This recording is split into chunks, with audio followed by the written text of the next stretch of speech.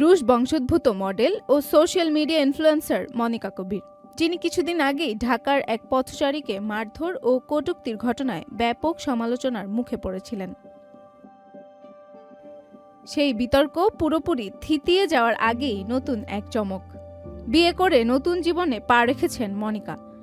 সামাজিক যোগাযোগ মাধ্যমে একটি ভিডিও প্রকাশ করে নিজেই জানান এই খবর। ছোট্ট কিন্তু আবেগঘন সেই ভিডিওর ক্যাপশন, আমরা বিয়ে করেছি।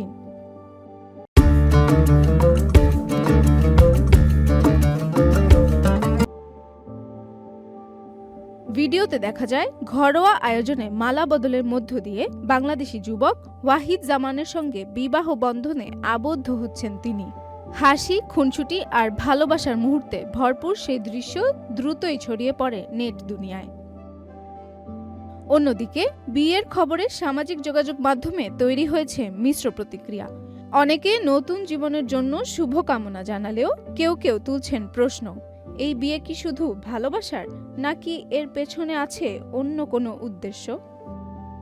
বিশেষ করে বাংলাদেশি পাসপোর্ট পাওয়ার বিষয়টি নিয়েও চলছে নানা আলোচনা সমালোচনা।